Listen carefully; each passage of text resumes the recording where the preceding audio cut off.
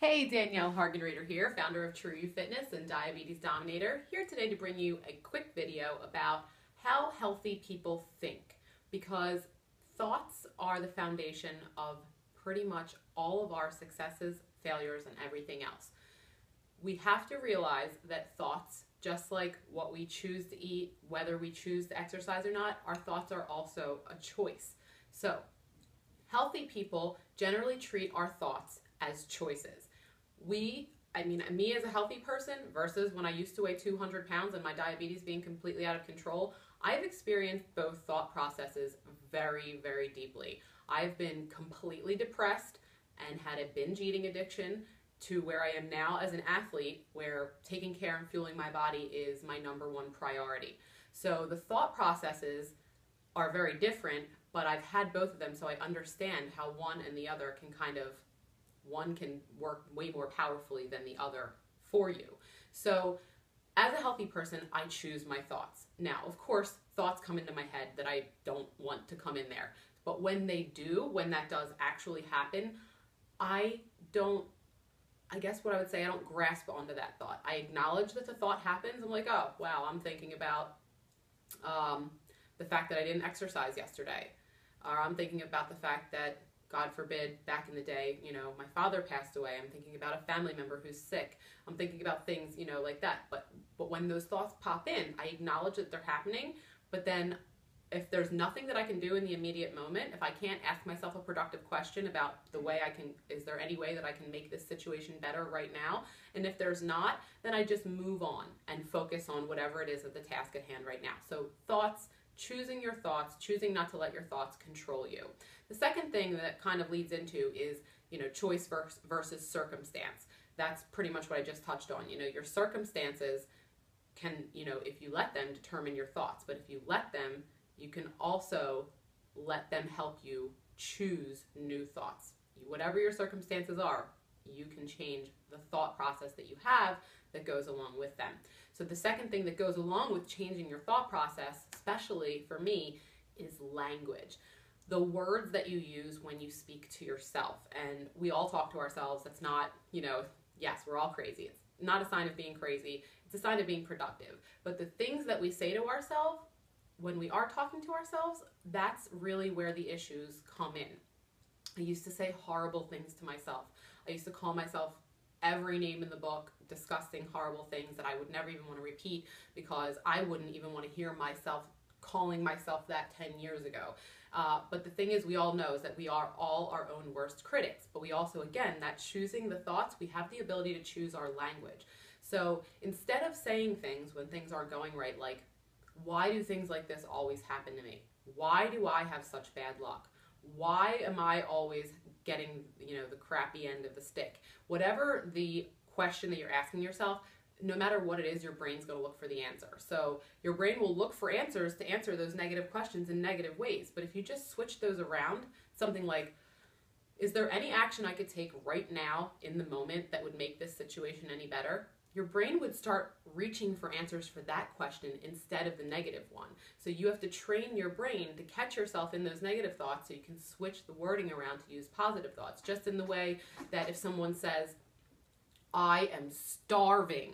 Well, in reality, if it's, me or you, most likely we aren't actually starving. But when you create those words in your mind, it creates that feeling in your belly, and you're much more bound to eat a lot more food than you normally would, unless you just said words like, wow, I'm feeling pretty hungry right now. That would not trigger the brain, the synapses and the neurons to fire off. That would be like, oh my God, we're starving. And it just perpetuates this not true thought processes using language that kind of perpetuates a negative situation. So language, choosing your thoughts, choosing your language. The other thing is choosing priorities. Healthy people in general, they choose their priorities, and I know this may sound selfish to you now, but until you're able to put your health at the top of your priority list, you're going to have issues maintaining your health. Because without you prioritizing your health as number one on your priority list, you're never going to put the full energy and focus on your health that you need to make that shift from where you are now to where you want to go. So if you're more concerned about, staying late at work or, feeding your kids, which, I'm not saying that in a negative way. Obviously, I'm not telling you not to feed your children.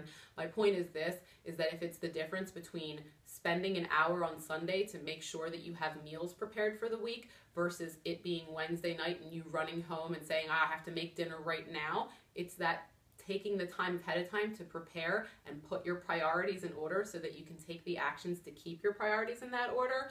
That's the priorities that I'm talking about. You have to find the way in your life to make your health a top priority so that you can trickle that down to everybody else in your life. The healthier you are, the better you feel about your energy, your health, your wellness, the better you're going to interact with everybody in your life. Your relationships are going to improve, every single one of them. Your physical relationships, your relationships with your friends and family and children, your relationships with your coworkers, you're going to be more confident. So when you switch those priorities, although right now it may seem selfish, what that does in the end is it allows you to give more of yourself, more of the person that you want to give to people around you.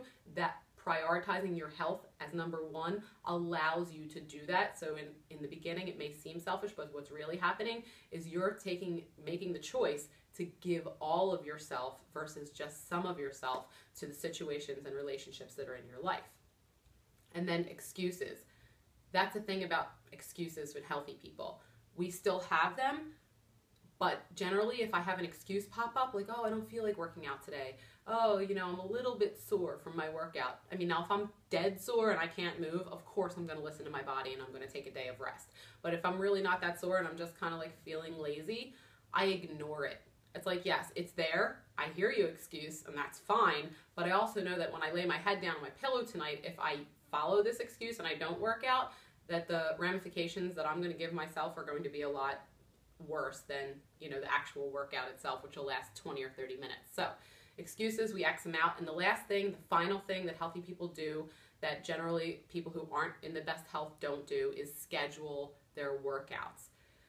Scheduling means everything. When you talk about something, it's kind of just a dream.